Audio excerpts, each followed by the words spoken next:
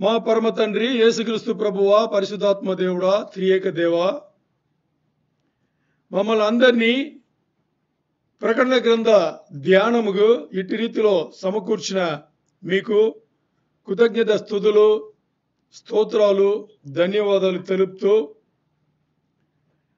వాక్య ధ్యానం చేస్తుండగా పరిశుద్ధాత్మ దేవుని నడిపింపు కోరుతున్నాం. ఇచ్చిన దానికి మీకు ధన్యవాదములు. ఈ ఉపదేశంలో ఎక్కడన్నా సాతాను, చీకటి, అంధకార శక్తులు ప్రభావితం చేయాలని ప్రయత్నం చేస్తుంటే యేసు నామములో ఈ క్షణమే వెలగొట్టుచు మహిమ, ఘనత, ప్రభావం అన్ని మీకే ఆరోగిస్తూ యేసయ్య నామములో, అది పరిశుద్ధ నామములో అడిగి వేడుకుని పొందినాము తండ్రి, ఆమేన్. యేసయ్య నామములో సాతాను, చీకటి, అంధకార శక్తులను వెళ్ళగొడుచునేటప్పుడు అందరూ ఆమేన్ అని చెప్పాలి. చెప్పలేదంటే మీకు ఇష్టం లేదనమాట. దేనికి? సాతాను వచ్చి మిమ్మల్ని డిస్టర్బ్ చేసే దీంట్లో మీకు ఇష్టం అనమాట. ఆమేన్ అనాలి, భయంకరంగా బిగ్గరగా ఆమేన్ అనాలి. వాక్య అంటే బైబిల్ గ్రంథంలో ప్రకటన గ్రంథ ధ్యానంలో మనం 13వ అధ్యాయంలో 4-5 వారాలు ఉన్నాం. దగ్గర 5-6 ఉపదేశములు, తరగతులు మనం చేశాం. గుర్తుందా? 13వ అధ్యాయం తిప్పి ధ్యానం చేశాం. మరి ఇప్పుడు ఎవరైనా గుర్తుంటుందా? ఎవరికి గుర్తుంటుంది? గుర్తుందా?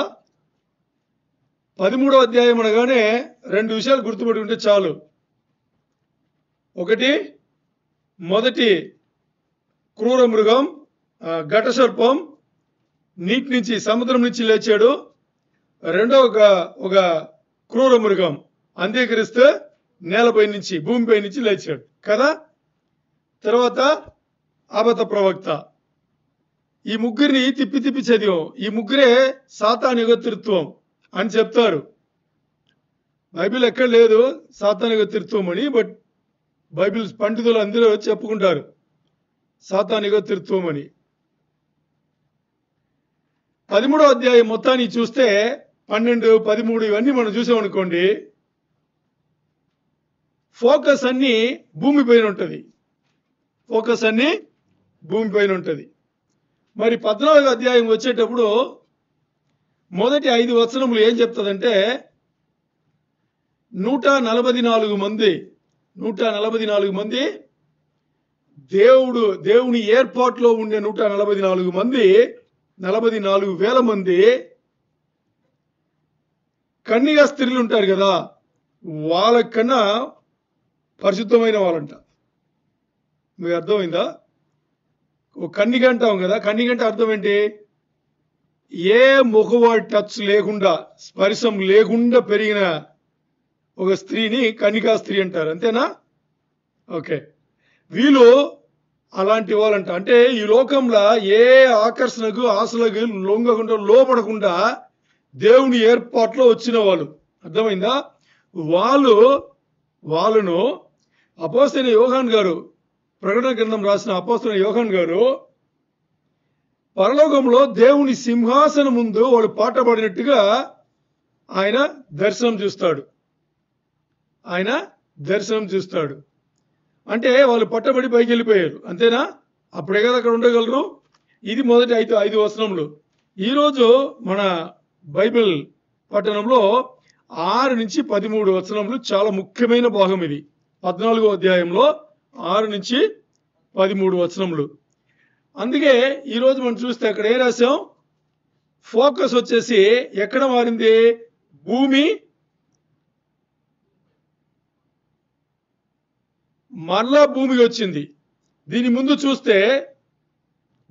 చూస్తే ఈ విషన్లన్నీ ఒకటి అన్ని పైకి చూస్తుంటే మరి ఎక్కడికి వచ్చింది? ఇప్పుడు 1 నుంచి 5 వచనంలో యోహాను దర్శనం చూశాడు పైకే. మరి 6 నుంచి 13వ వచనం వరకు ఏమైంది? మరి ఫోకస్ ఎక్కడ వచ్చింది? భూమి పైకి వచ్చింది. అది ఏంటి అని మనం చూస్తే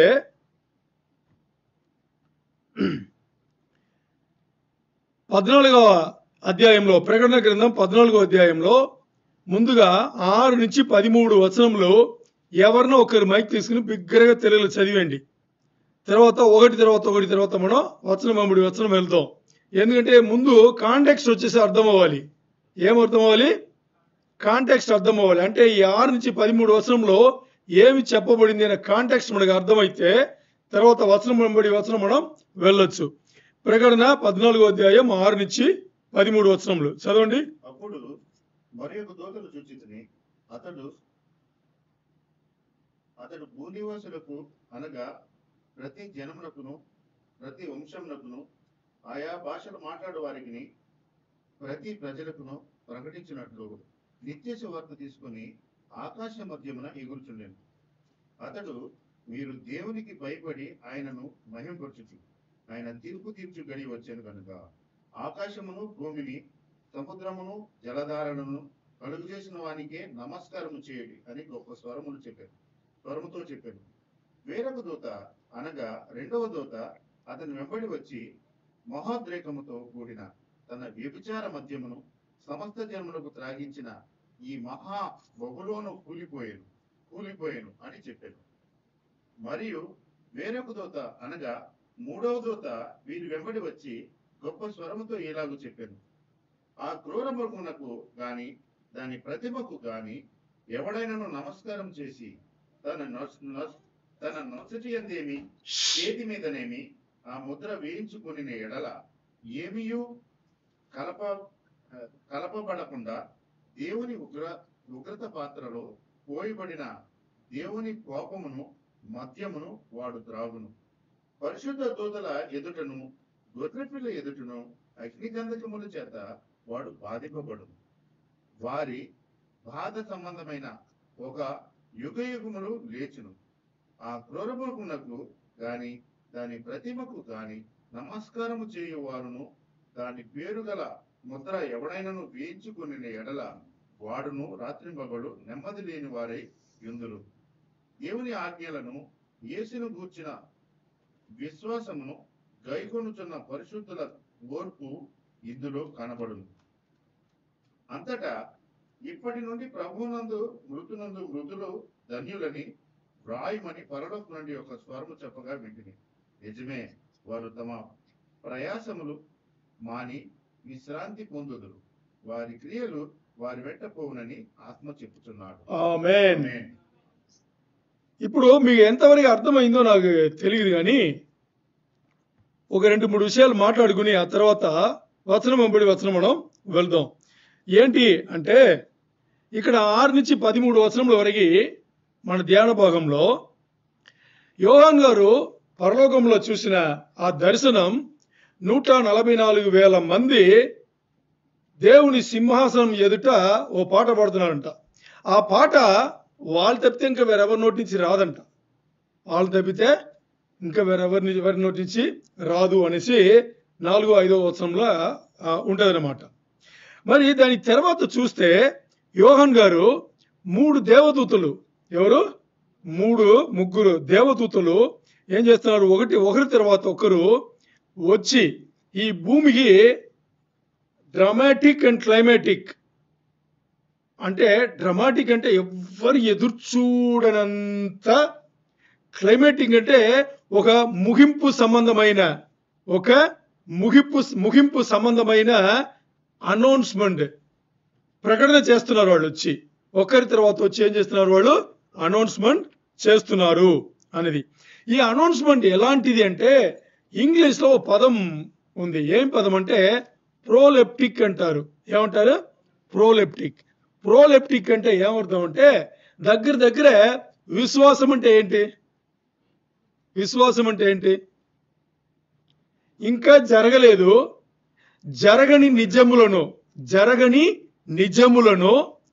జరిగినట్లు భావించి దాన్ని ఇప్పుడే నమ్మి దానికి తగ్గట్టుగా మన జీవితాలు మార్చుకోవడం విశ్వాసం. ఆ విశ్వాసం ఎవరిపైన పెట్టాలి? ఒక్కరిపైననే, యేసయ్య పైన, అంతే, దేవుడి పైన కదా. ఇది విశ్వాసం. అలాగే ప్రోలెప్టిక్ అనౌన్స్మెంట్ అంటే దానికి అర్థం ఏంటి అంటే భవిష్యత్తులో జరగబోయే కొన్ని కార్యక్రమములను ఇప్పుడే జరిగినట్టుగా చెప్పడం. ఇప్పుడే జరిగినట్టుగా చెప్పడం. ఇప్పుడు మీరు చూడండి, రెండవ దూత వచ్చేసి ఏం చెప్పింది? బబులోను కూలిపోయాను. ఇది 14వ అధ్యాయం. బబులోను కూలిపోయింది 18వ అధ్యాయం రెండవ వచనంలో. ఎక్కడ? బబులోను కూలిపోయింది 18వ అధ్యాయంలో 2వ వచనంలో. సరే, ఇప్పుడు 14వ అధ్యాయంలో 8వ వచనంలోనే ఏం చెప్పేశారు? బబులోను కూలిపోయింది అంటే 2 సార్లు. ఒకసారి చెప్తే జరిగినట్టు, 2 సార్లు చెప్తే ఖచ్చితంగా జరిగినట్టు. 2 సార్లు. మీకు 2 సార్లు అనగానే ఏం గుర్తు రావాలి? 2 సార్లు అనగానే ఏం గుర్తు రావాలి?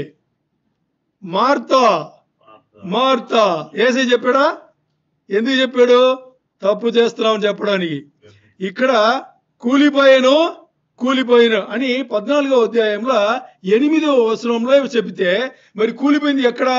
18వ అధ్యాయంలో 2వ వచనంలో. మీకు అర్థమైందా? ప్రోలెప్టిక్ అంటే ఇదే అర్థం. జరగబోయే సంఘటనలను ఇప్పుడే జరిగిపోయింది అని చెప్తారు కదా, అదేనమాట. ఇప్పుడు అలా చూస్తే మనం ఒకటి తర్వాత వీళ్ళ అనౌన్స్మెంట్లు చూస్తే ఇది ఏముంటుందంటే, ఇప్పుడు నార్మల్గా ఓ పుస్తకం చదివారనుకోండి, ఆ పుస్తకం చదివేటప్పుడు దాని ముందు ప్రీఫేషన్స్ ఉంటుంది, లేకపోతే ప్రివ్యూన్స్ ఉంటుంది కదా. ప్రివ్యూ యూట్యూబ్లో దాంట్లో ప్రివ్యూ అంటారు, బుక్స్ లో మనకు ప్రీఫేస్ అంటారు. అలాంటి అనౌన్స్మెంట్లు మీరు ముగ్గురు చేసి వెళ్ళిపోయారు.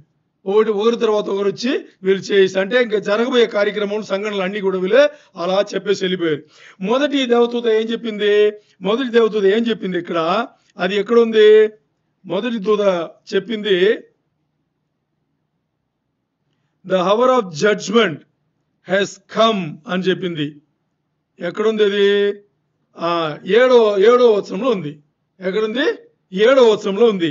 అంటే ఏం చెప్తుందంటే, మొదటి దేవదూత ఏం చెప్పేసి వెళ్ళిపోయిందంటే, దేవుని యొక్క తీర్పు తీర్చే సమయం ఇప్పుడే వచ్చింది, తీర్పు తీర్చే గడియ ఇప్పుడు వచ్చింది అని చెప్పింది. మరి నిజముగా దేవుని తీర్పు ఎక్కడ వచ్చిందంటే 15వ అధ్యాయం నుండి 16వ అధ్యాయంలో తీర్పు వస్తుంది. ఇక్కడ ఇదే ప్రకటన గ్రంథంలో 15-16లో తీర్పు వస్తుంది. మరి ఇది ఎన్నో అధ్యాయం? 14వ అధ్యాయంలో ఆ దేవదూత ఏం చెప్పేసి వెళ్ళిపోయింది? దేవుడు తీర్పు తీర్చే గడియ వచ్చేసింది అని చెప్పింది. అంటే పాస్ట్ టెన్స్ లా, భూతకాలంలో మాట్లాడింది. ఆ దేవదూత భూతకాలంలో చెప్పాడనమాట. ఇప్పుడు చూస్తే అది ఎప్పుడు వస్తుంది? వచ్చే అధ్యాయంలో 15-16లో వచ్చింది. మరి 15-16లో ఏం చెప్తుందంటే, దేవుని యొక్క ఉగ్రత 7 పాత్రల తీర్పు మూలంగా వస్తుంది. మొదటి పాత్ర తీర్పు, 2వ పాత్ర, 3వ పాత్ర, 4వ పాత్ర, 5, 6, 7 7 పాత్ర మూలంగా ఒక్కొక్క దేవదూత వచ్చి భూమిపైన దేవుని ఉగ్రతను అలా పోస్తారు. ఉగ్రతను ఎవరన్నా చూసారా? ఉగ్రతను ఫీల్ అవుతాం మనం, అంటే చూస్తాము ఫేస్ లో, దాంట్లో ఎక్స్ప్రెషన్ లో ఫీల్ అవుతాం. ఇక్కడ ఏం మాట్లాడుతున్నారు? దేవుని ఉగ్రత ఒక బౌల్ అంటే పాత్ర పట్టి భూమి పైన పోస్తే అక్కడ ఎక్కడ పడిందో అక్కడ నాశనం కలుగుతాయి. ఈ దేవుడే చేస్తాడు. పాత్రల తీర్పులో దేవుడే చేస్తాడు. ఎందుకంటే అప్పుడు ఇక్కడ ఎవడు లేడు. ఎవడంటే మన విశ్వాస బిడ్డ ఎవరు ఉండరు. అందరు పైకే వెళ్ళిపోయాం మనం. ఇంకొంతమంది ఉంటారు, అక్కడ కొంతమంది ఉంటారు. అది మన తర్వాత చూస్తాం. ఇక్కడ ఏం చేశారు? ముందే జరిగినట్టుగా మొదటి దేవదూత వచ్చి ఒక ప్రకటన చేసి వెళ్ళిపోయింది. రెండవ దేవదూత ఏం చెప్పింది? ఇప్పుడే మాట్లాడాం. బబులోను కూలిపోయాను. అది ఎప్పుడు కూలిపోయింది? 18వ అధ్యాయంలో 2వ వచనంలో. అలాగే 3వ దేవదూత వచ్చి ఏం చెప్పింది? ఎవరైనను అంత్యక్రీస్తు అంటే క్రూర మృగముగా ఏంటి మార్కుని ఏమంటారు? ముద్ర. క్రూర మృగము ముద్రను ఎవరైనా గాని నొసల ఎందు గాని లేకపోతే చేతి ఎందు గాని వేసుకున్నా, లేదా క్రూర మృగముకి నమస్కరించిన, ఆరాధించిన ఏమవుతుంది? దేవుని యొక్క ఉగ్రత వచ్చి పడుతుంది అని చెప్పేసి. ఇది ఎక్కడొచ్చింది? ఇది కూడా 18వ అధ్యాయంలో రావాలి. ఇది కూడా 18వ అధ్యాయంలో ఇది జరుగుతుంది. మరి ఇప్పుడే ఎందుకు అలా మాట్లాడబడింది?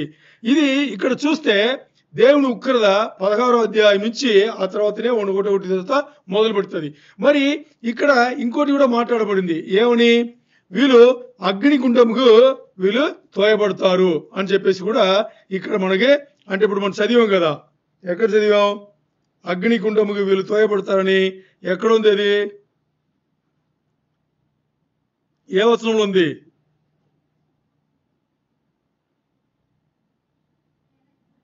Eleventh. And the smoke of the torment will rise for ever and ever. So ఇది అగ్నిగుండంలో పడవేయబడతారని చెప్పేసి ఇది ఉంది. ఇది ఎక్కడుంది తెలుసా? 20వ అధ్యాయంలో ఉంది. మరి ఇవన్నీ కూడా ఏం చేసిన వాళ్ళు 14వ అధ్యాయంలోనే చెప్పబడింది. అపోస్తలుడైన యోహాను గారు 14వ అధ్యాయంలోనే రాశారు.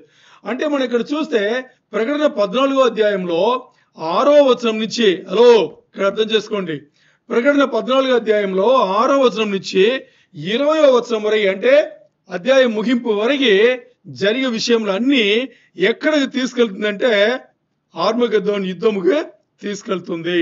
ఎక్కడికి? ఆర్మగెద్దోన్ యుద్ధముకి తీసుకెళ్తుంది. అంటే దాని అర్థం ఏంటంటే ఇక్కడ చెప్పబడిన విషయంలో అన్ని ముందు చూపుగా ఇక్కడ రాయబడింది. ఆర్మగెద్దోన్ యుద్ధంలో ఏమేమి జరగబోతుంది ముందు చూపు ఇక్కడ రాయబడింది. అది మనకు అర్థం చేసుకోవాలి. సో ఇక్కడ ఈ ముగ్గురు దేవదూతల ఈ అనౌన్స్మెంట్, ఈ ప్రకటనలు అన్ని కూడా ఎలాగుంది అంటే ఇంకా రాబోయే కొన్ని అధ్యాయంలో అది జరగబోతుంది. రాబోయే అధ్యాయంలో జరగబోతుంది. ఇది ఎలాంటిది అని చూస్తే మనం 7 ఏళ్ల శ్రమల కాలంలో 2వ 3.5 సంవత్సరంలో ఏమేమి జరగబోతుంది అనేది ఇక్కడ మనకు చెప్పబడింది. ఇప్పుడు తీయండి ప్రకటన 14:6-7 చదవండి. ప్రకటన 14:6-7 వచనములు మాత్రం. అప్పుడు మరి ఒక దూతను చూచి తిని అతడు భూనివాసులకు అనగా బాగా అర్థం చేసుకోండి. ఇక్కడ చూడండి, ఇది ఏ సన్నివేశం అని చూసుకుందాం ముందుగా. ఇక్కడ చూడండి సన్నివేశం. ఏమి సన్నివేశం అంటే 7 ఏళ్ల శ్రమల కాలంలో 3.5 సంవత్సరంలో అయిపోయింది. 3.5 సంవత్సరంలో అయిపోయి మనకి 2 నెలలు అయింది. తెలుసా మీకు? మన బైబిల్ పట్టణంలో 7 ఏళ్ల శ్రమల కాలంలో మన బైబిల్ పట్టణంలో 3.5 సంవత్సరంలో అయిపోయి దగ్గర 2 నుంచి 3 నెలలు అయిపోయింది. మరి మధ్యలో ఎన్ని విషయములు మాట్లాడుతున్నాం చూసారా? అన్ని విషయములు మనం మాట్లాడుతున్నాం ఒకటి తర్వాత. ఇప్పుడు సన్నివేశం ఏంటంటే 7 ఏళ్ల శ్రమల కాలంలో మొదటి 3.5 సంవత్సరంలో అయిపోయింది. రెండో 3.5 సంవత్సరంలో మొదలైన ఈ సన్నివేశంలో చదవండి. వేరొక దూతను చూచి తిని అతడు బాగా అర్థం చేసుకోండి. ఇక్కడ భూనివాసులకును అనగా ప్రతి జనముకునగును ప్రతి వంశమునగును ఆయా భాషలు మాట్లాడే వారికి ప్రతి ప్రజకును ఎవరన్నా మిగిలిరా? అక్కడ హలో ఎవరన్నా మిగిలిరా? ఎవ్వరు మిగిలిరా. ఈ దేవతతో వచ్చి మొదటి దేవదూత వచ్చి ఏం చెప్పింది అప్పుడు చూడండి, చదవండి. ప్రతి ప్రజకును ప్రకటించినట్లు నిత్య స్వార్థ తీసుకుని ఆకాశ మధ్యమున ఎగురుచుండెను. అతడు మీరు దేవునికి భయపడి ఆయనను మహిమపరచుడి. ఆయన తీర్పు తీర్చే గడియ వచ్చును గనుక ఆకాశమును భూమిని సముద్రమును జలధారలను కలుగ చేసిన వానికే నమస్కారము చేయుడని గొప్ప స్వరముతో చెప్పాను. కొంచెం లోతుగా వెళ్దాం. ఈ 2 వచనములు కొంచెం లోతుగా వెళ్దాం. అంటే చాలా మంది దీని పైకి చూసేసి అలా చదివేసి వెళ్ళిపోతారు. కానీ దీని కొంచెం లోతుగా వెళ్తే, బాగా డీటెయిల్డ్గా లోతుగా వెళితే చాలా విషయములు మనకు అనుకోవచ్చు. మీరు ఏమేమి కనుక్కున్నారు చెప్పండి. ఇప్పుడు చదివారు కదా, మీరు విన్నారు కదా, ఏమేమి కనుక్కున్నారు? దీంట్లో స్పెషలైజ్డ్ విషయం ఏంటి చూడండి. స్పెషల్గా మీకు ఏం కనిపించింది అంటే ఒక దేవదూత మధ్య ఆకాశంకి వచ్చారు కదా. వచ్చి ఆయన ఏం చెప్పారు? ఈ లోకంలో, ఈ భూమిలో నివాసం చేస్తున్న అన్ని ప్రజలకు, అన్ని దేశాలకు, అన్ని భాషలు మాట్లాడే వాళ్ళకు, తర్వాత ప్రతి జనముకు, ఒక్కడిని వదిలిపెట్ల ప్రతి జనముకు ఏం పలికిందట? స్వార్థ, నిత్య స్వార్థ పలికింది. అంటే నిత్య స్వార్థ చెప్పింది. అప్పుడు గొప్ప స్వరంతో ఏం చెప్పింది ఆ దేవదూత? ఫియర్ గాడ్, దేవునికి భయపడు, దేవునికి మహిమ చేయాలి, దేవునికి భయపడు, ఎందుకంటే దేవుడు తీర్పు తీర్చే చివరి గడియ వచ్చింది. ఈ దేవుడు ఎలాంటి దేవుడు? ఆకాశమును, భూమిని, సముద్రమును, జలధారలు అన్నిటినీ సృష్టించిన వాడు, కలగజేసిన వాడు. అంత గొప్ప దేవుని భయపడి ఆయనకు మహిమ చెల్లించుడి, నమస్కారం చేయుడి. మీకనే స్పెషల్గా అర్థమైందా? ఇప్పుడు చూడండి, నేను చెప్తే మీకు చాలా ఆశ్చర్యంగా ఉంటుంది. ఇప్పుడు మీకు ఏదైతే అర్థమైందో అది కూడా నాకు మొదటిసారి చదివినప్పుడు అర్థమైంది.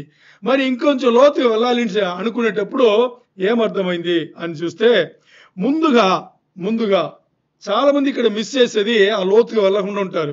ముందుగా మనం మాట్లాడవలసింది స్వార్థ. ఏమనింది అక్కడ? ఏంటి అది చెప్పండి. స్వార్థ ఏంటి? స్వార్థ అంటే ఏంటి?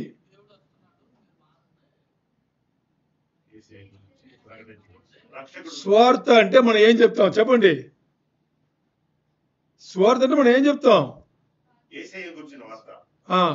యేసయ్య మన కోసం పరలోకం నుంచి దిగి వచ్చి మన స్థానంలో మన పాపములు, మన అతిక్రమములను ఆయన పైన వేసుకుని మన కోసం మరణించి తిరిగి లేచి మనకు నిత్య జీవం ఇచ్చాడు. అదే కదా స్వార్థ. మనం కూడా మరణించేటప్పుడు తిరిగి లేస్తాం ఆయనతో పాటు. అదే కదా. ఇక్కడ ఆ స్వార్థ చెప్పలా. చూసారా మీరు? బైబిల్ ఎక్కడన్నా చూడండి, స్వార్థ అని ఉంటుంది, గాస్పల్ అని ఉంటుంది ఇంగ్లీష్లో. మరి ఇక్కడ ఇటర్నిటీ గాస్పల్ అని ఉంది. ఏమని ఉంది? ఇటర్నల్. ఇంగ్లీష్ లో చూస్తే ఇటర్నల్ గాస్పల్ అని ఉంది. తెలుగులో చూస్తే నిత్య స్వార్థ అని ఉంది. ఓకే, స్వార్థ అంటేనే ఇప్పుడు మనం మాట్లాడింది. మరి ఇక్కడ నిత్య స్వార్థ అనేసి రాయబడింది. అది చాలా చాలా ఇంపార్టెంట్. అది చాలా మందికి అర్థం కాలేదు. ఇక్కడ మాట్లాడబడిన ఈ నిత్య స్వార్థ యేసయ్యని గురించి కాదు. యేసయ్య ప్రస్తావన అసలు లేదు అక్కడ ఉందా? ఓకే, అది లేదు. తర్వాత ఏం లేదంటే స్వార్థ అంటే అక్కడ రిపెండెన్స్ రూపంలో రావాలి, అంటే మారు మనసు కింద రావాలి. మారు మనసు గురించి ఏమైనా మాట్లాడింది అక్కడ? ఏం లేదు. దాని తర్వాత నమ్మమని గాని విశ్వాసించడం గాని ఏమైనా ఉందా అక్కడ? అది లేదు. దాని తర్వాత దాని బదులుగా ఏముందంటే దేవునికి భయపడు. ఏమనుంది? దేవునికి భయపడి ఆయనకు మహిమ చెల్లించు, ఎందుకంటే దేవుడు గొప్ప దేవుడు. అలా ఉంది కానీ ఎలా లేదు. యేసయ్య గురించో, యేసయ్య పుట్టి పెరిగి మరణించి తిరిగి లేచిన ఆ సమాచారం ఏమి లేదు. అంటే ఇక్కడ ఏమి అర్థం చేసుకోవాలి అంటే, ఇక్కడ ఏ కోణంలో మనం స్వార్థ చెప్తున్నాము అనేది ఇంపార్టెంట్. ఏంటి? ఏ కోణంలో? నేను కొంచెం తేటగా చెప్తాను. ఏ కోణం అంటే, ఇప్పుడు మనందరికీ తెలుసు మెమరీ వర్స్ యోహాను 3:16. అది కూడా స్వార్థనే. ఏం స్వార్థ అది? దేవుడు ఈ లోకంలో ఎంతో అత్యధికంగా ప్రేమించారు కాబట్టి తన ఒకానొక కుమారుని కదా, అద్వితీయ కుమారుని ఈ లోకముకు పంపించిందా. ఇది ప్రేమ సంబంధించిన కోణంలో మనం ఏం చేస్తున్నాం? రక్షణను చూస్తాం. ప్రేమ సంబంధించింది. ఎవరి ప్రేమ? తండ్రి ప్రేమ. తండ్రి ప్రేమామయుడు కాబట్టి ఏం చేశాడు? మనకి రక్షణ ఇవ్వడానికి కోసం ఒకానొక కుమారుని పంపించాడు అనేది ఇది ప్రేమ కోణంలో. రెండవది వచ్చేసి యేసయ్య మన కోసం చిలువల మరణించి మన పాపములను ఆయన పైన వేసుకుని మన కోసం మరణించారు అని దీని ఏమంటారు? దీని మీడియేషన్ అంటారు. మీడియేషన్ అంటే మన స్థానములో ఆయన వచ్చారు. ఆ కోణంలో చూస్తే మీడియేటెడ్ ఆస్పెక్ట్ అంటారు ఇంగ్లీష్ లో. సో మీడియేటెడ్ ఆస్పెక్ట్ అంటే ఆయన ఒకరికి బదులు వచ్చారు, ఆయన మనకు బదులు ఆయన వచ్చారు. అందుకని ఇది మీడియేటెడ్ ఆస్పెక్ట్, బదులుగా వచ్చిన ఈ కోణంలో చూస్తాం. మూడవదిగా ఆయన తిరిగి లేచాడు కాబట్టి, ఆయన ఏం చేశాడు? మూడో రోజు తిరిగి లేచాడు కాబట్టి, పునరుద్ధరణ అయ్యాడు కాబట్టి మనకు కూడా ఏమైంది? కొత్త జన్మం వచ్చింది. మారు మనసు పొంది మనం కూడా న్యూ క్రియేషన్, కొత్త జన్మం వచ్చింది. దీని ఏ ఆస్పెక్ట్ లో చూస్తాం మనం? రైచియస్. ఎందుకంటే ఆయన నీతిని మనకిచ్చి మన పాపములు ఆయన తీసుకున్నాడు కదా, అందుకని ఇది రైచియస్ ఆస్పెక్ట్, అంటే నీతి సంబంధమైన ఆ కోణంలో దీన్ని మనం చూస్తాం. ఇలా చూస్తే రక్షణ దీన్ని చాలా కోణములు చూడొచ్చు. అలాగే ఇది నిత్య స్వార్థ అన పరలోక ఆ కోణంలో పరలోకం నుంచి జనాలను కాపాడాలి అని ఆ కోణంలో ఆ స్వార్థ ఏంటి? ఇక్కడ ఏమి లేదు, ఒక్కటే ఒకటి, మీరు చావబోతున్నారు. మీరేం పోతున్నారు? మీరు మరణించబోతున్నారు. మిమ్మల్ని ఎవడో చంపబోతున్నాడు. దానికి ముందు మీరు ఏం చేయాలి? దేవునికి భయపడి దేవునికి ఇవ్వాల్సిన మహిమ ఇస్తే మీకు రక్షణ అని చెప్పేసి వస్తున్నారు. చూడండి, యేసయ్య పుట్టింది, మరణించింది, పునరుద్ధరణమైంది. ఆ గాస్పల్ ఆ స్వార్థ ప్రకటించడానికి దేవదూతలకు అర్హత లేదు. ఆ రైట్స్ దేవుడు దేవదూతలకు ఇవ్వాల. ఎవరికి ఇచ్చాడు తెలుసా? మనుషులకు మాత్రమే, మగవాళ్ళకు మాత్రమే. అర్థమైందా? మనుషులకు మాత్రమే. ప్రీచింగ్ అనేది మనుషులకు మాత్రమే, మగవాళ్ళకు మాత్రమే. టీచింగ్ అనేది మనుషులకు మాత్రమే, మగవాళ్ళకు మాత్రమే. దేవుడు దేవదూతలకి ఒక ఏం చెప్పాలి, దాని అధికారం కానీ అంటే భాగ్యం అంటారు కదా, అది ఇవ్వల. అది ఒక ఆపర్చునిటీ లాంటిది కదా, అది ఇవ్వల. ఆ అదృష్టం మనగే ఇచ్చాడు ఆయన. దేవుడు ఇచ్చింది మనుషులకు మాత్రమే, మనగే ఇచ్చాడు ఆయన. అది ఇక్కడ చాలా చాలా ఇంపార్టెంట్. అందుకే అక్కడ గాస్పల్ అని మాత్రం లేకుండా ఏమని ఉంది? నార్మల్గా గాస్పల్. నార్మల్గా గాస్పల్ అంటే అది స్వార్థ, జీసస్ గాస్పల్ కదా. మరి ఇక్కడ ఏమని ఉంది? ఇటర్నల్ గాస్పల్ అని ఉంది, నిత్య స్వార్థ అని ఉంది. అందుకని మనం ఏం చేయాలి? ఆ కోణంలో మనం దాన్ని చూడాలి. ఇప్పుడు ఎవరైతే ఈ మొదటి దేవదూత వచ్చి ఇలా ఆ ప్రకటన చేసింది కదా, ఆ ప్రకటన చేశాడు కదా మొదటి దేవదూత, ఆ ప్రకటనను విని దేవుని మహిమ కోసం మారి వాళ్ళు బతికితే వాళ్ళకే నిత్య జీవం, లేకపోతే నిత్య నరకం. అందుకని దీని ఆ మొదటి దేవదూత వచ్చి ప్రకటన చేశాడు. మరి దాని తర్వాత మనం చూస్తే ఇక్కడ ఇంకొక ముఖ్యమైన విషయం 2 వచనములలో ఈయన వచ్చి ప్రకటన చేశాడు కదా. బాగా అర్థం చేసుకోండి. ఇక్కడ ఈ మొదటి దేవదూత వచ్చి ప్రకటన చేశాడు కదా. ఈ దేవదూత వచ్చి ప్రకటన చేసింది ఎవరికి? ఎప్పుడైనా స్వార్థ చెప్పలేదంటే ఏం చెప్పాడు ఆయన? దేవదూత వచ్చాడు కదా, వచ్చి స్వార్థ ప్రకటన చేయలేదు, యేసయ్య గురించి ప్రస్తావన లేదు కదా. ఏం చేశాడు మరి? ఆయన వచ్చి చేసింది ఒకటి హెచ్చరిక చేశాడు. ఎవరికి చేశాడు?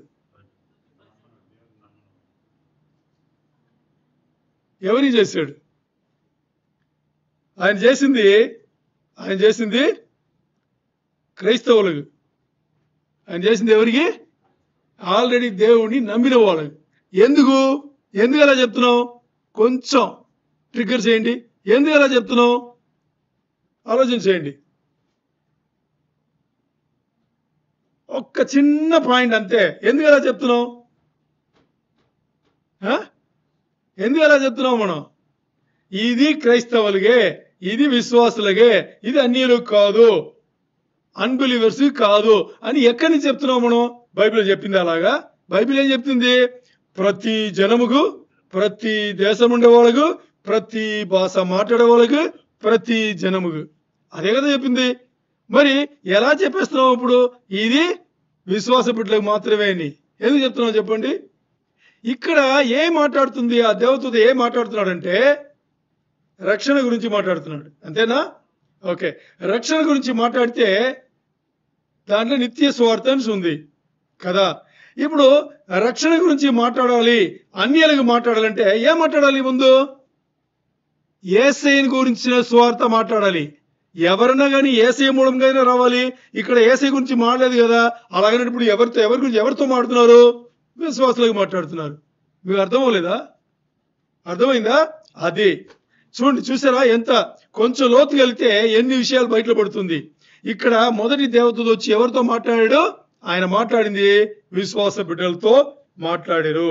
ఆయన మాట్లాడింది సైన్స్ విశ్వాస బిడ్డలతోనే మాట్లాడారు. అందుకే యేసయ్యను గురించి ఆయన పుట్టుక కానీ, ఆయన మరణం కానీ, ఆయన పునరుద్ధానం కానీ ఏం చెప్పాలి? అది చెప్తేనే అన్యులకు వచ్చేసి అది రక్షణ మార్గం. మరి అది చెప్పలేదంటే ఎప్పుడు బెదిరించి బెదిరించి అంటే జరగబోయే నిజాలు చెప్పి దేవునికి మహిమకరంగా మీరు జీవించండి అంటే అది ఎలాగుంటది?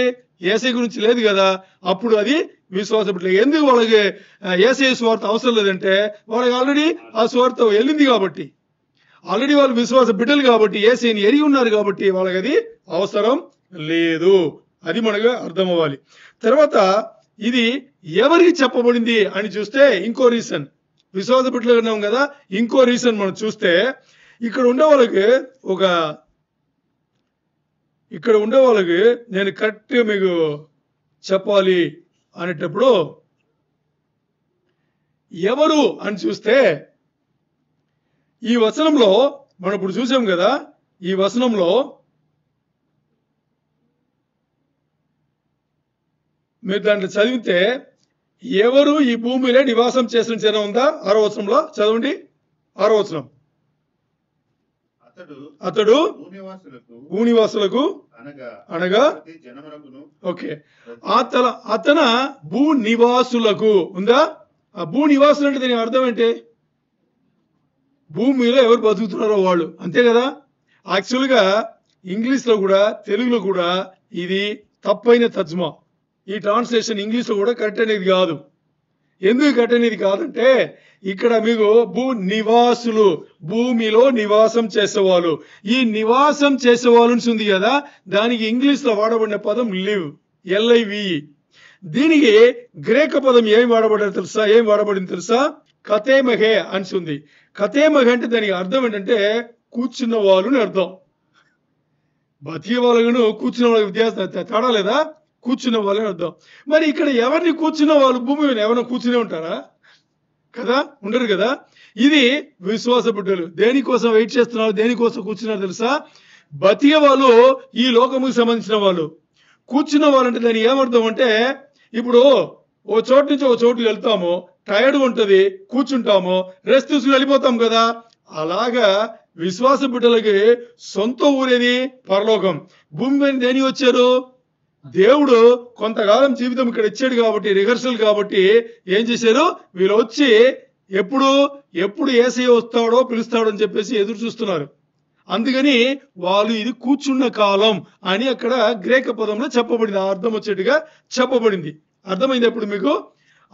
అంటే ఈ మొదటి దేవతతో వచ్చి ఏం చెప్పాడు? ఎవరికి చెప్పాడంటే విశ్వాస బిడ్డలకు యేసయ్య మరి రావడానికి ఎవరైతే వెయిట్ చేస్తూ ఉన్నారో వాళ్ళే కూర్చున్న వాళ్ళు అనమాట. వాళ్ళ కోసం ఆయన ఏం చేస్తున్నాడు? చెప్తున్నాడు అనేది. సో ఇది విశ్వాస బిడ్డలకు మాత్రమే కానీ వేరెవరికి ఇది కాదు. సో ఇక్కడ ఈ దేవదూత ప్రకటించేది ఇది స్వార్థ, యేసయ్యని సంబంధించిన కూర్చున్న స్వార్థ కాదు. ఇది ఏంటి అంటే కరెక్ట్ చూస్తే ఆ సమయంలో అక్కడ ఉండే దేవుని బిడ్డలకు ఇది ఒక మోటివేషన్, ఇది ఒక ఎంకరేజ్మెంట్. వాళ్ళని ఉత్సాహించి మీరు కొంతకాలమే మీరు ఓర్పు సహనంతో ఉండండి, దేవుడు వస్తాడు మనం తీసుకెళ్తాడు అని చెప్పడానికి ఆ దేవదూత వచ్చి ఏం చెప్పాడు? ఇలా చెప్పేసి వెళ్ళిపోయాడు. వాళ్ళ కోసమే ఇది చెప్పబడింది. అర్థమైందా? మరి ఎవరు? ఎక్కడి నుంచి వచ్చారు వీళ్ళు? ఏడేళ్ల శ్రమల కాలంలో 2-3 సంవత్సరంలో మనం మాట్లాడుతున్నాం. అప్పుడు దేవుని బిడ్డలు ఎక్కడి నుంచి వచ్చారు? వీళ్ళు ఎక్కడి నుంచి వచ్చిన వాళ్ళంటే వీళ్ళు ముందుగా సంఘం ఎత్తబడిన గుంపు నుంచి విడవబడిన గుంపు. అర్థమైందా? దేవుని ఎరిగిన గుంపు, లేకపోతే ఎరగని గుంపు. ఎరిగిన గుంపు మిస్ చేసిన వాళ్ళు, లేకపోతే ఇంకో గుంపు ఆడవుతుంది. ఇవి ఎవరంటే ఇప్పుడే కదా యోగాన్ గారు ఇదే 14వ అధ్యాయంలో మొదటి వచనం నుంచి 5వ వచనంలో దర్శనం చూశాడు. ఏం దర్శనం చూశాడు?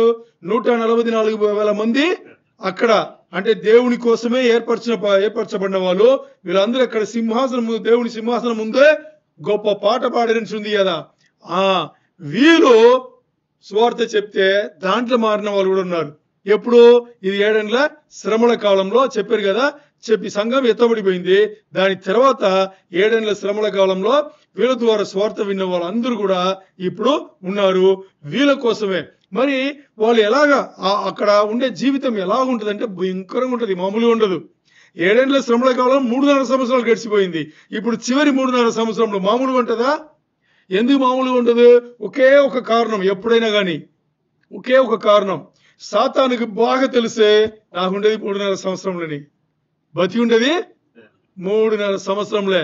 ఈ 3.5 సంవత్సరంలో అయితే రారాజు యేసయ్య వచ్చి పట్టి అందరిని తీసి తన్ని ఏం చేస్తాడు టెంపరవరీగా ఒక 1000 ఏండ్లు అగ్నిగుండంలో తోసేస్తారు. అది సాతానికి తెలుసు. అందుకని వాడు మామూలుగా బిహేవ్ చేయడు, భయంకరంగా ఉంటది. అది 3.5 సంవత్సరంలో. సరే, ఇప్పుడు చూసారా, మనం మాట్లాడింది అన్ని కూడా ఏది? దేవుని ఉగ్రత చివరి గడియ వచ్చేసింది, దేవుని ఉగ్రత మీ మీద రాబోతుంది అని మొదటి దేవదూత చెప్పాడు కదా. అది ముందే మనం చెప్పినట్టుగా రాబోయే సమయంలో భవిష్యత్తులో జరిగిపోయేది ఇప్పుడే జరిగినట్టుగా ఆయన చెప్పాడు.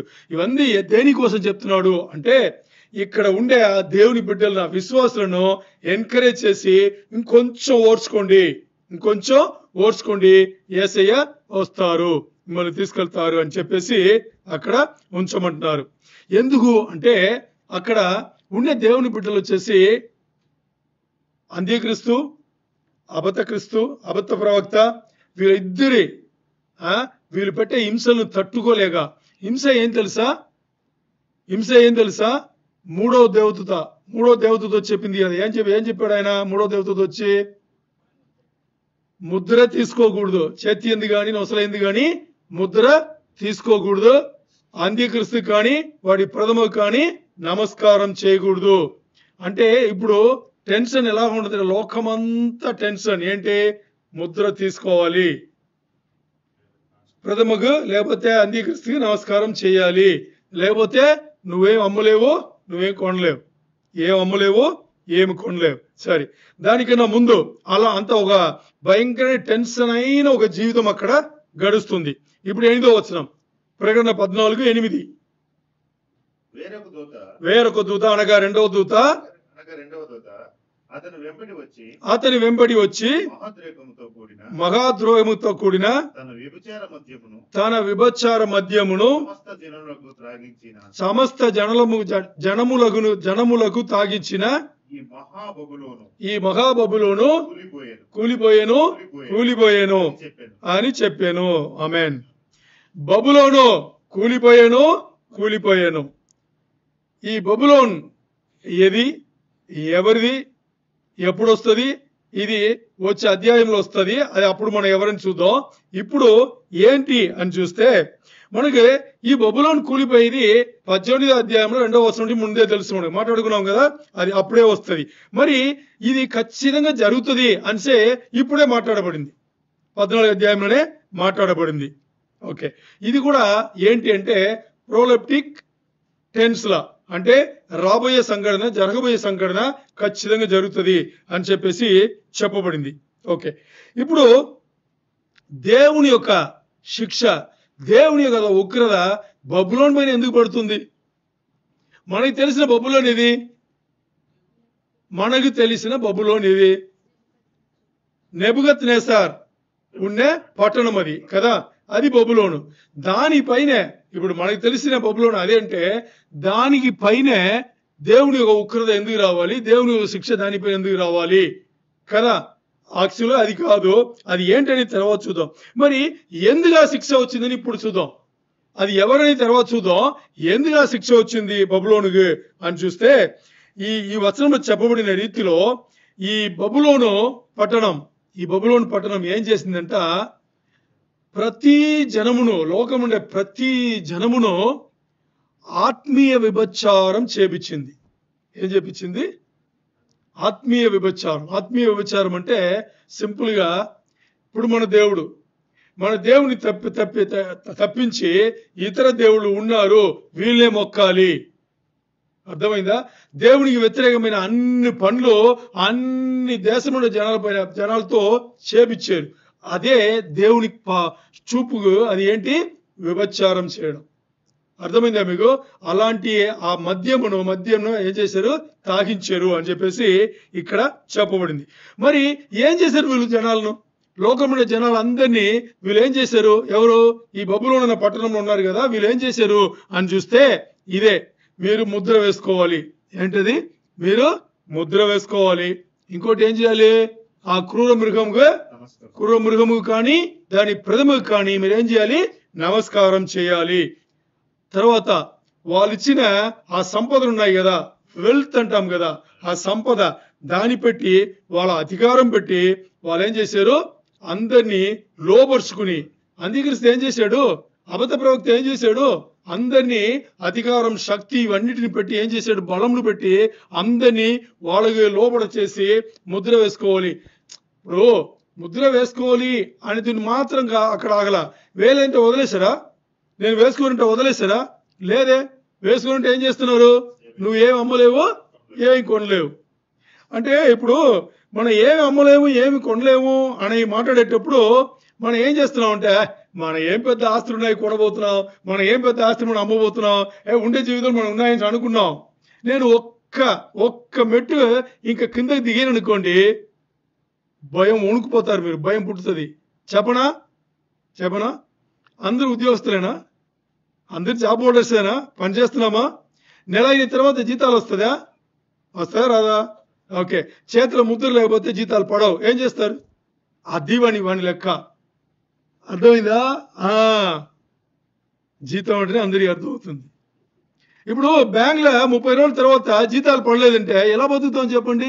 అప్పుడు ఆకటితో ఉండాలి. ఫస్ట్ కదా, ఏం దొరకదు. నీళ్ళు కూడా ఇప్పుడు బయట మన కొనే కదా తాగుతున్నాం. ఊర్లో కూర్చుని పైపుని తిప్పి తాగుతున్నాం లేదు కదా. ఏం చేయాలి ఇప్పుడు? తినాలంటే ముద్ర వేయించుకోవాలి. జీతాలు రావు.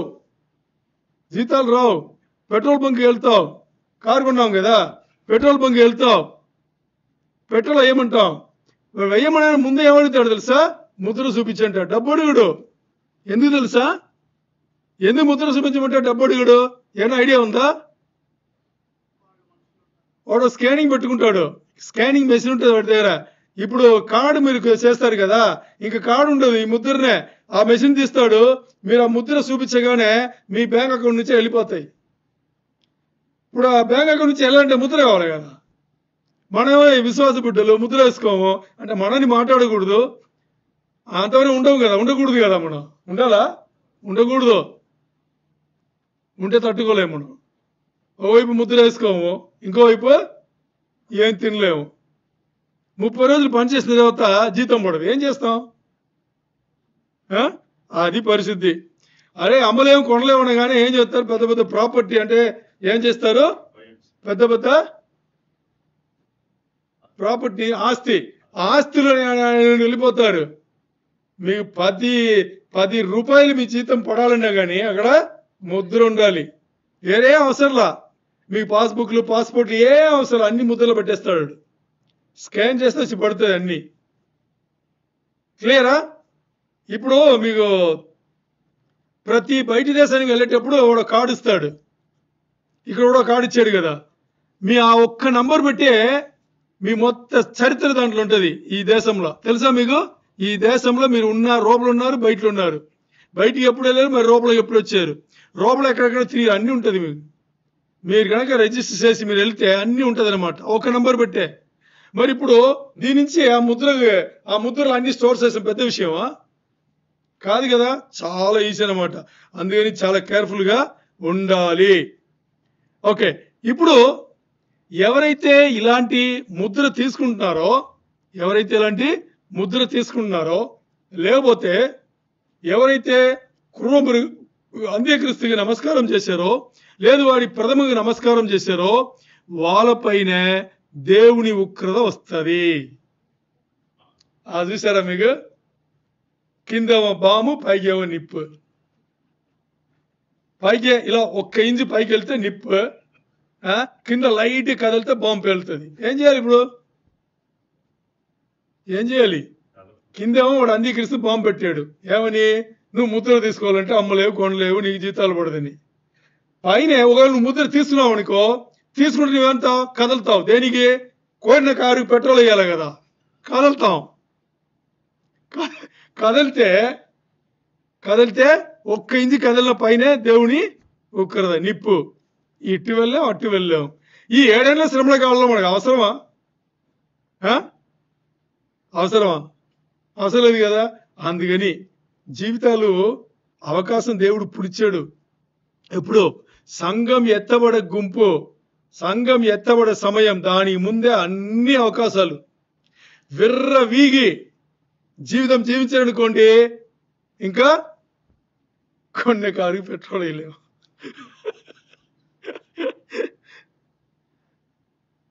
ఒకటి కాదు, 5 రూపాయలు కరివేపాకు కొనాలన్నా రూపాయి తీసుకోడు. మీరు 5 రూపాయలు ఇస్తే తీసుకోడు. ఏమడుగుతాడు? ముద్ర చూపించు. ఎక్కడైనా ముద్ర చూపించి అంటాడు. అప్పుడు ఉంటే ఎనివే మనం ఉండం కదా, ఉంటామా? ఉండం. అందుకని మనకి అవసరం లేదు. చాలా చాలా ఇంపార్టెంట్. సరే, ఇప్పుడు ప్రకటన 14, 9, 10, 11 3 వచనం చదవండి. మరియు వేరొక దూత అనగా మూడవ దూత వీరి వెంబడి, అంటే మొదటి దూత వెళ్ళిపోయింది, రెండవ దూత వచ్చి వెళ్ళిపోయాడు, మూడవ దూత ఇప్పుడు వచ్చి గొప్ప స్వరముతో ఇలాగే చెప్పాను. బాగుండండి. ఆ క్రూర మృగముకు కానీ దాని ప్రతిమకు కానీ ఎవడైనను నమస్కారము చేసి తన నొసటి ఎందేమి చేతి ఎందేమి ఆ ముద్ర వేయించుకొనిన ఎడల ఏమియు కలపబడకుండా దేవుని ఉగ్రత పాత్రలో పోయబడిన దేవుని కోపమును మద్యమును వాడు తాగును. ఎవరు వీళ్ళు? ముద్ర వేసుకున్న వాళ్ళు, లేకపోతే క్రూర మృగముకు, లేకపోతే అంత్యక్రీస్తుకి నమస్కారం చేసిన వాళ్ళు, లేకపోతే దాని ప్రతిమకు నమస్కారం చేసిన వాళ్ళకి దేవుని ఉగ్రత ఇక్కడ పోయబడును. ఇంకా పరిశుద్ధుల దూతల ఎదుటను గొర్రెపిల్ల ఎదుటను అగ్ని గంధకము చేత వాడు బాధింపబడును. వారి బాధ సంబంధమైన ఒక పొగ యుగ యుగములు లేచును. ఆ క్రూర మృగమునకు కానీ దాని ప్రతిమకు కానీ నమస్కారం చేయువారును దాని పేరు గల ముద్ర ఎవడైనను వేయించుకొనిన ఎడల వాడును రాత్రి పగలు నెమ్మది లేని వారై ఉందురు. ఆమేన్. చూడండి, ఇక్కడ ఇది ఆ సమయంలో ఉన్న దేవుని బిడ్డలకు కలిగిన ఒక హెచ్చరిక. ఇది అన్యులకు కాదు, దేవుని బిడ్డలకు సంబంధించిన హెచ్చరిక. ఇది ఎవరికంటే, ఇప్పుడు ఇన్ని హెచ్చరికలు వచ్చినా గానీ ఒక్కవేళ ఆ ముద్ర వాళ్ళు తీసుకుని ఉంటే, దేవుని బిడ్డలే అయినా గానీ ముద్ర తీసుకున్న వాళ్ళందరికీ ఒకవేళ తీసుకుని ఉంటే ఇంకా దాన్ని మార్చివేయడానికి లేదు. భయపడిపోయి ఇంకా భోజనం లేదు, నీళ్ళు లేదు, ఏమి లేదు, మన ఈ లోకంలో ఏమి చేయలేమని భయపడిపోయి, అది అన్యులైనా కానీ దేవుని బిడ్డలైనా కానీ ఆ ఒక్కసారి ముద్ర తీసుకుంటే ఇంకా దానికి రివర్స్ చేయడానికి లేదు. ఆ తర్వాత మీకు అర్థమయ్యే యేసయ్యనే దేవుడినా కానీ ఇంకా కుదరదు, లాస్ట్ ఛాన్స్ అయిపోయింది.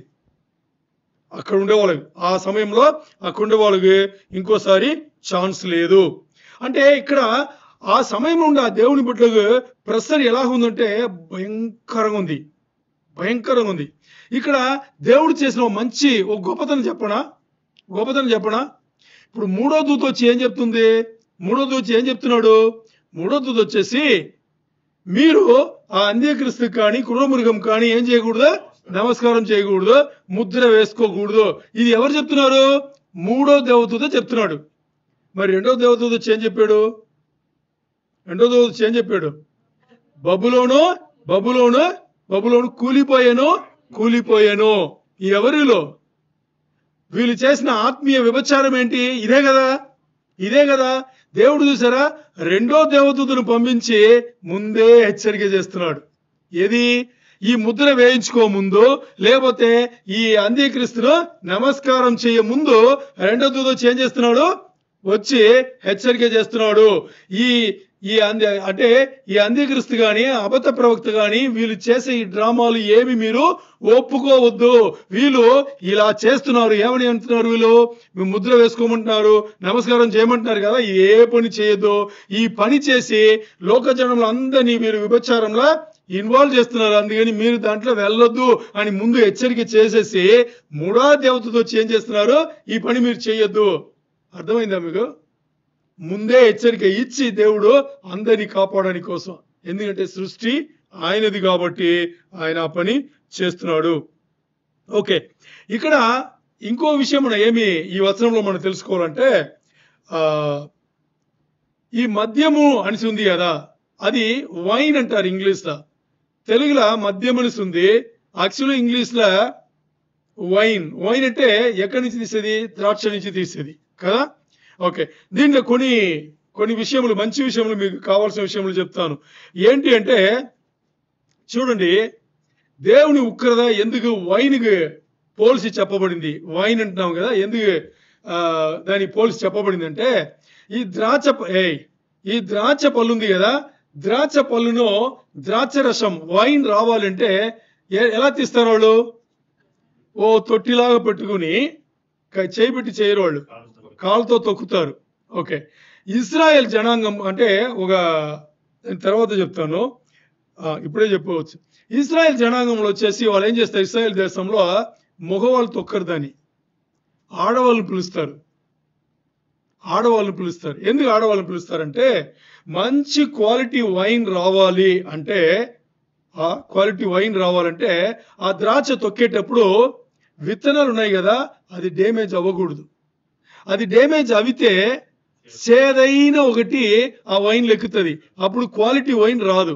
అందుకని ఆడవాళ్ళు వచ్చేసి ఒకటి వెయిట్ తక్కువ, మామూలుగానే మొహాల కన్నా స్ట్రెంత్ తక్కువ. రెండవది వచ్చేసి వాళ్ళ తొక్కుడు విధానం ఉంది కదా, వాళ్ళు ఏం చేస్తారంట, తొక్కేటప్పుడు ఆ సీడుగా ఆ విత్తనానికి ఏమి కాదంట, అప్పుడు క్వాలిటీ వైన్ తయారవుతుంది. అలాగే దేవుడి ఉగ్రత ఎలా వస్తుందంట, ద్రాక్షల వలె తొక్కుతాడంట. ఎలా ఉంటుందంట? ద్రాక్షల వలె తొక్కుతాడంట. తొక్కేటప్పుడు వాళ్ళ శరీరములో డ్యామేజ్, నాశనం అవుతుంది, వాళ్ళ ఆత్మలు నాశనం అవ్వదు. ఇప్పుడు దేవుడు ఒకరిని తొక్కితే వాళ్ళ ఆత్మ నాశనం అవుతుందా అవ్వదా? అవ్వాలి. దానికైన శక్తి, బలం, అధికారం అన్ని దేవునికి ఉంది. మరి ఇక్కడ ఏం చెప్పబడిందంటే, ఇశ్రాయేల్ జనాంగంలో లేడీస్ వచ్చేసి ద్రాక్షలు తొక్కి ఆ ద్రాక్షరసం తీసినట్టుగా దేవుడు శత్రువులందరినీ ఆయన ఉగ్రత మూలంగా తొక్కి ఆత్మలు సేదం కాకుండా, అంటే ఆత్మ నాశనం లేకుండా. ఎందుకు ఆత్మనాశనం చేయకూడదు? వాళ్ళే తప్పు చేశారు కదా, చేయొచ్చు కదా అంటే, ఇప్పుడు కాదు అది ఆత్మనాశనం, ఇప్పుడు కాదు. మనకు అందరికీ తెలుసు ఎప్పుడు ఆత్మనాశనం అంటే, విశ్వాసులకి ప్రాణాత్మలు పరదేశంలో యేసయ్యతో ఉంటది, ఆయన వచ్చేటప్పుడు ఆయనతో పాటు వస్తుంది, శరీరంలో మహిమ శరీరంగా వెళ్ళిపోతారు. మరి అన్యులు వాళ్ళు మరణించిన తర్వాత వాళ్ళ శరీరంలో ఇక్కడే ఉంటది, వాళ్ళ ప్రాణాత్మలు ఎక్కడ ఉంటది? టెంపరవరీగా పాతాళంకు వెళ్ళిపోతుంది కదా, పాతాళంకు వెళ్ళిపోతుంది. ఇప్పుడు ఈయన తొక్కేటప్పుడు శరీరం మాత్రం మరణించకుండా ఆత్మ కూడా మరణిస్తే, ధవల సింహాసన తీర్పుల ఆత్మలు రావాలి కదా. అర్థమైందా లేదా? అర్థం కాలా? ఓకే, అన్యుల గురించి మాట్లాడుతున్నా. విశ్వాసుల గురించి మనకు తెలుసు, విశ్వాసులు చనిపోతే, మరణిస్తే వాళ్ళ ప్రాణాత్మలు ఎక్కడ వెళ్తుంది? పరదేశకు యేసయ్య దగ్గర వెళ్ళిపోతుంది. మరి అదే విశ్వాసులు ఇక్కడ మరణిస్తే ఏమవుతుంది? వీళ్ళ శరీరంలో యేసయ్య మధ్యాకాశం వచ్చి పిడిచేటప్పుడు ఆయన ప్రాణాత్మలతో వస్తాడు, వీళ్ళ శరీరం ఇక్కడ ఉండి ఏమవుతుంది? మట్టి శరీరం మహిమ శరీరం కలిసి ప్రాణాత్మలతో కలిసిపోతుంది. అయిపోయిందా? ఇది విశ్వాసులకు. అన్యులకు వాళ్ళు ఇప్పుడు మరణిస్తే వాళ్ళ శరీరం ఇక్కడ పాతి పెట్టబడుతుంది, మరి వాళ్ళ ప్రాణాత్మ ఎక్కడ వెళ్తుంది? పాతాళముకు, టెంపరరీ నరకం, తక్కాలిక నరకముకి వెళ్ళిపోతుంది. అయిందా? మరి ఇప్పుడు యేసయ్య 7 ఏళ్ల శ్రమల కాలంలో ముగింపులో వచ్చి వీళ్ళందరినీ తొక్కేటప్పుడు ఇప్పుడే ఆత్మ నశింప చేస్తే అయిపోయింది అనుకోండి. వీళ్ళకు 7 ఏళ్ల శ్రమల కాలం తర్వాత 1000 ఏళ్ల పరిపాలన తర్వాత ధవల సింహాసనం తీర్పు ఉంది. ఆ తీర్పులోనే అన్యులకు వాళ్ళ ప్రాణాత్మలు నరకంలా ఉంటది. అదిని వీళ్ళ శరీరంలో ఇక్కడ పాతి పెట్టబడింది కదా, వీళ్ళకు కూడా ఏం చేస్తాడు? వీళ్ళ శరీరం లేస్తుంది, వాళ్ళ ప్రాణాత్మలు నరకం నుంచి వచ్చి కలుస్తుంది. ఇది కలిసిన తర్వాతనే ధవల సింహాసన తీర్పు. దాని తర్వాత వాళ్ళు పర్మనెంట్ గా నరకంకి వెళ్తారు. ఇప్పుడు 7 ఏళ్ల శ్రమల కాలం ముగింపులోనే ఈయన ద్రాక్షలను తొక్కేటప్పుడే వాళ్ళ ప్రాణాత్మలు నశించిపోతే అప్పుడు తీర్పు జరగదు కదా. అందుకని ఇక్కడ ప్రాణాత్మలు నాశనం అవ్వదు, శరీరం మాత్రమే నాశనం అవుతుంది. శరీర మరణం మాత్రమే జరుగుతుంది, ఆత్మ మరణం జరగదు. ఆత్మ మరణం ఎప్పుడు జరుగుతుందంటే వాళ్ళకి రెండో మరణం. అది రెండో మరణం ఎక్కడ? ధవల సింహాసనం తీర్పు తర్వాత వాళ్ళ అగ్నిగుండంలో పెర్మనెంట్ గా పడవేస్తాయి. అర్థమైందా లేదా? అర్థమైంది. ఓకే, ఇప్పుడు దేవుని ఉగ్రత ద్రాక్ష రసం లాంటిది, అంటే వైన్ అని ఎందుకు చెప్పారంటే మొదటి రీజన్ ఇది. అర్థమైందా? ఆయన కోపం ఇలా వస్తుంది. రెండవ కారణం ఏంటి అని చూస్తే, దేవుని ఉగ్రత వచ్చేటప్పుడు మనుషుల పైన వచ్చేటప్పుడు ఎలా ఉంటుందంట, ఇప్పుడు వైన్ ఉందనుకోండి, వైన్లా మరీ పాత వైన్ అంటే దాంట్లో మత్తు ఉంటుందా ఉండదా?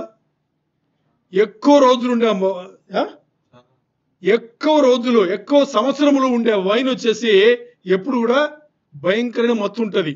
అంటే మనకు ఆల్కహాల్ గురించి తెలుసు కదా.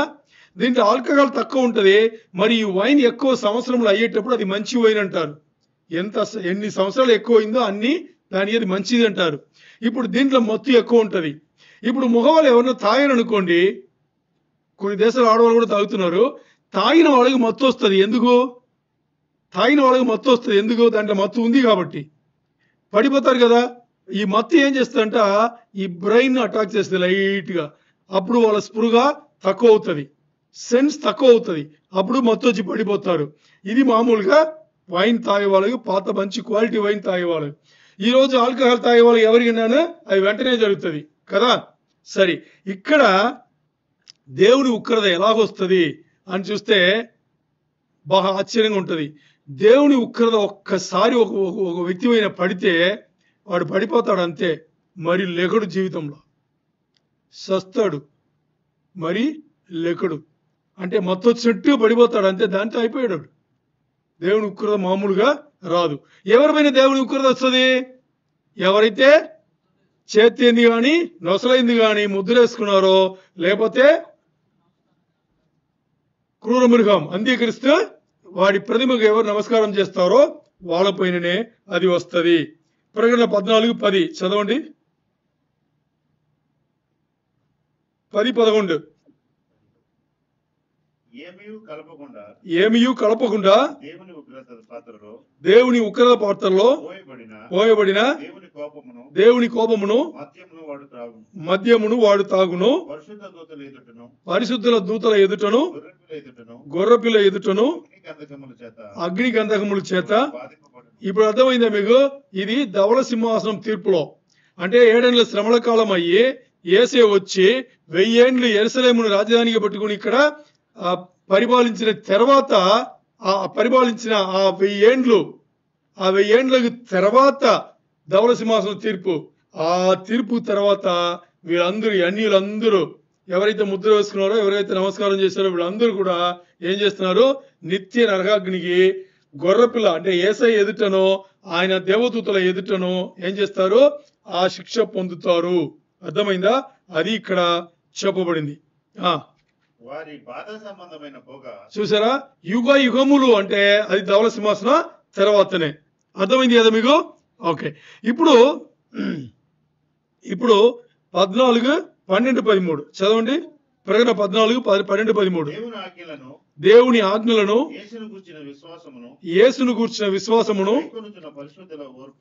గైకొనుచున్న పరిశుద్ధుల ఓర్పు ఇందులో కనబడును. చూసారా?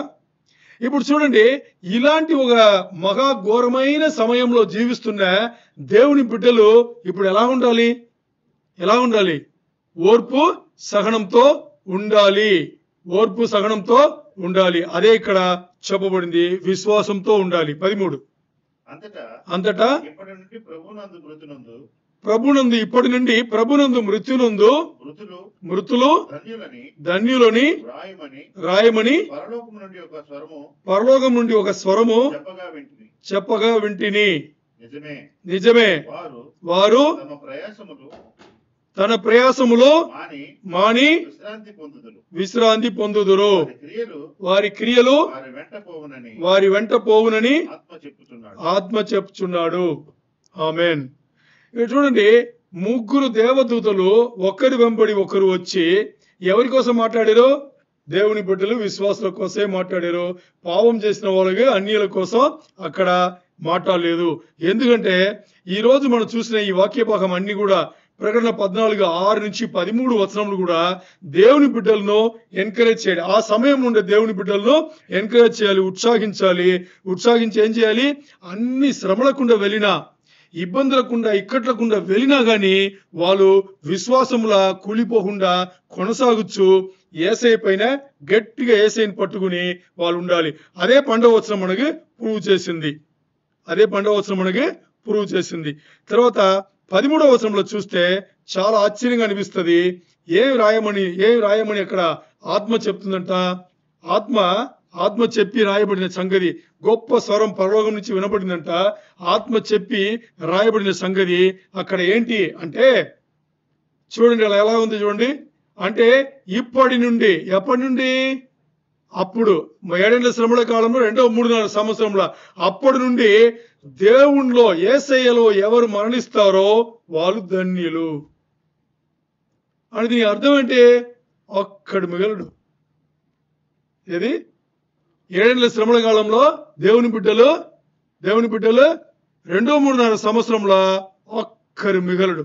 అందుకే పరలోకం నుంచే గొప్ప స్వరం, మీరు ఓర్పుగా ఉండండి, సహనంతో ఉండండి, ఇవన్నీ చెప్పినా గాని దేనికి ఉండమంటున్నారు తెలుసా? దేవునిలో నిద్రించడానికి. అర్థమైందా మీకు? ఎంత చేసినా యేసయ్య వచ్చేటప్పుడు అంటే రెండో రాకడలా, ప్రభు రాకడ కాదు, మధ్యాకాశం వచ్చి తీసుకెళ్ళి కాదు, రెండో రాకడ వచ్చి అందరినీ చంపి గెలుస్తాడు కదా, అప్పుడు వచ్చేవారు ఎవరు కూడా బతికి ఉండడానికి వీలు లేదు. అదే ఇక్కడ మాట్లాడబడింది. 13వ వచనం ఏం చెప్తున్నారు ఇక్కడ? ఎవరు ధన్యులంట? ప్రభునందు మరణించేవాళ్ళు, ప్రభునందు నిద్రించేవాళ్ళు. ఇప్పటి నుంచి ఎవరైతే నిద్రిస్తారో వాళ్ళందరూ ధన్యులు అని చెప్పేసి ఇది ఎవరు చెప్తున్నారు? ఆత్మ చెప్పే సంగతి ఇది. పరలోకం నుంచి ఒక గొప్ప స్వరం వచ్చి ఇలా చెప్పింది అని చెప్పేసి. అంటే ఇక్కడ ఆ సమయం ఉండేవాళ్ళు ఏం చేయకూడదు అంటే మనకి నీతి, మనకి పాఠం ఏంటంటే, ఆ సమయంలో 7 శ్రమల కాలంలో 3.5 సంవత్సరం ఉండే ఆ విశ్వాస బిడ్డలు ఏమి చేయకూడదంటే, ఒకటి వాళ్ళు ఆ కుర్రమృగముగా అంత్యక్రీస్తు యొక్క ఆ ముద్ర తీసుకోకూడదు, నమస్కారం చేయకూడదు, ఆరాధన చేయకూడదు కదా. అది చేస్తే ఆటోమేటిక్ ఏమవుతుంది? దేవుని ఉగ్రత వచ్చేసి వాళ్ళని చంపేస్తుంది. దేవుని ఉగ్రత భయంకరంగా భయపడుతుంది కదా. ఇది తీయకుండా వాళ్ళు ఏం చేయాలి? ఓర్పుతో, సహనంతో ఉండాలి. దేనికోసం? మరణించడానికి. అర్థమైందా మీకు సీరియస్నెస్? వాళ్ళు ఓర్పుతో, సహనంతో దేనికి ఉండాలి? వాళ్ళంతా వాళ్ళు భయపడిపోయి ఏదో చేసుకోకూడదు. వాళ్ళు భయపడిపోయి ఏం చేసుకోకూడదు. దేనికి వెయిట్ చేస్తుండాలి? మరణించడానికి వెయిట్ చేస్తుండాలి. అందుకే ఇక్కడ ఓపెన్ గా blessed are the dead who die in the Lord from now on. అక్కడ నుంచి ఎవరు దేవునిలో మరణిస్తారో వాళ్ళు ధన్యులు అని చెప్పేసి పరలోకం నుంచి ఒక గొప్ప స్వరం వచ్చి చెప్పింది. ఇది ఆత్మ చెప్పే సంగతి అని మనకి చెప్పబడింది. ఎందుకంటే వీళ్ళు సంఘం ఎత్తబడిన గుంపు నుంచి విడబడిన గుంపు వెళ్ళిపోయారు. వాళ్ళు విడబడ్డారు. సంఘం ఎత్తబడే గుంపుల జీవితాలను మార్చుకుని, మారు మనసు పొంది జీవితాలు మార్చుకుని ఎత్తబడే గుంపు నుంచి మిస్ అయిపోయారు. కాబట్టి వాళ్ళకి ఇదే పరిస్థితి. అప్పుడే వాళ్ళు దేవుని చేరుకోగలరు. అర్థమైందా మీకు? దేవునికే మహిమ కలుగును గాక.